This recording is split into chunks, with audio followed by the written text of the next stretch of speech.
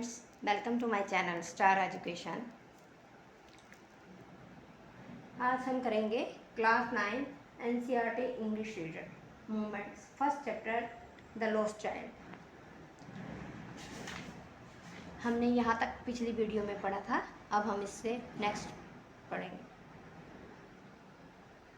Come child come, his parents called from the shade of a grove where they had seated themselves on the edge of a well.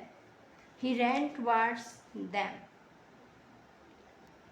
उसके माता पिता जो कि एक कुएं के किनारे पर पेड़ों की छाया के नीचे बैठे हुए थे, उसे बुलाया, बच्चे आओ, बच्चे आओ। वह उनकी तरफ भागा।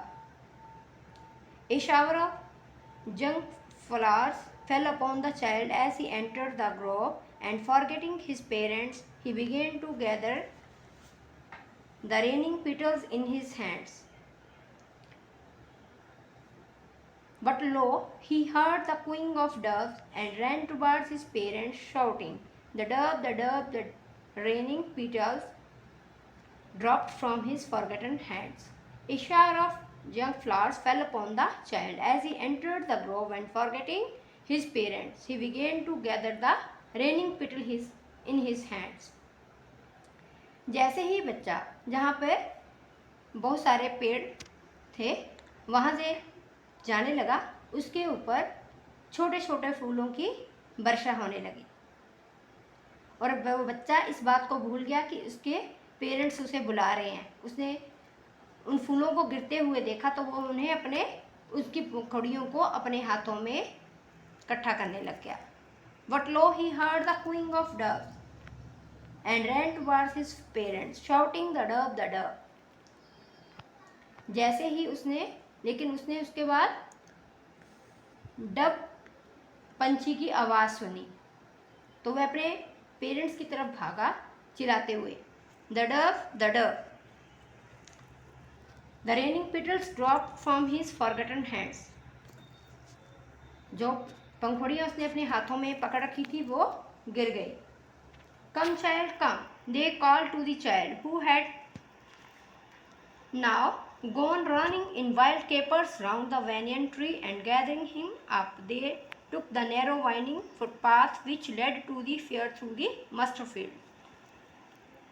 Come child, come, they called to the child.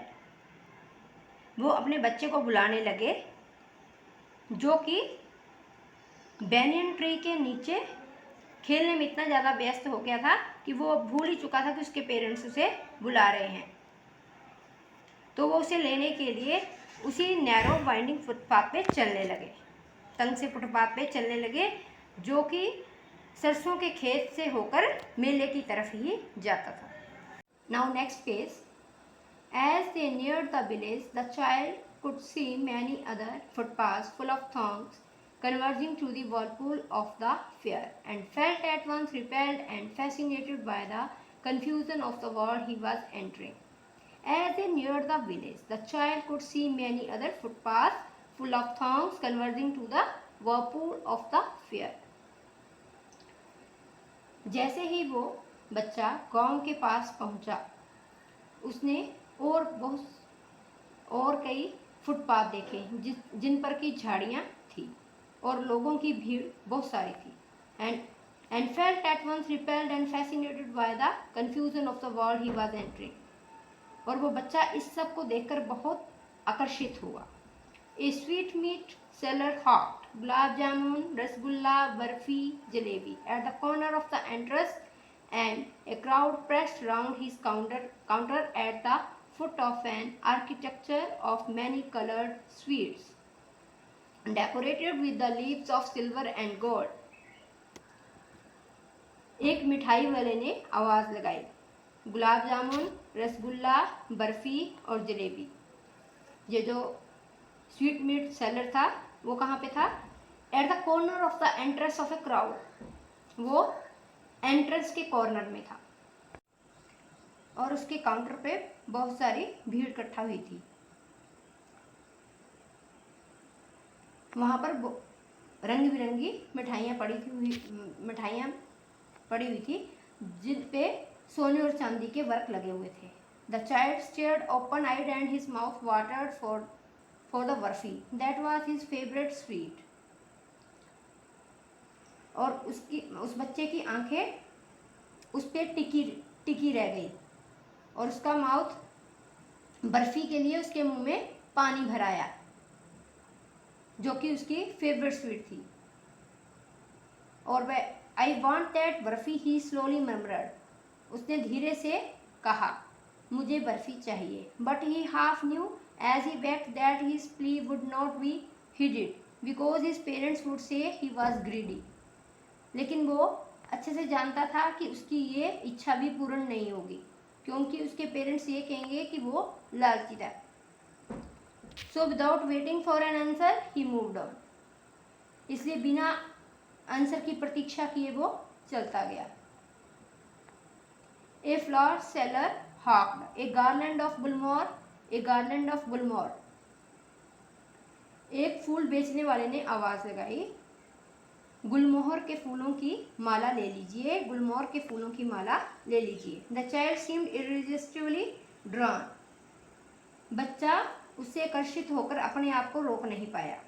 He went towards the basket where the flowers lay heaped and half murmured, I want that garland. वह उस टोकरी की तरफ गया जहाँ बहुत सारे फूलों का ढेर लगा हुआ था और वो धीरे से बोला मुझे वो माला चाहिए। But he well knew his parents would refuse to buy him those flowers because they would say that they were cheap. लेकिन वो अच्छी तरह से जानता था कि उसके पेरेंट्स उसे लेने से इनकार करेंगे, वो क्योंकि वे कहेंगे कि वे तो बेकार ही है। सो without waiting for an answer he moved on, इसलिए बिना किसी आंसर की प्रतीक्षा किए वो चल पड़ा। दैट्स ऑल फॉर टुडे, बाकी हम करेंगे अब नेक्स्ट वीडियो में। सो तब तक के लिए बाय बाय।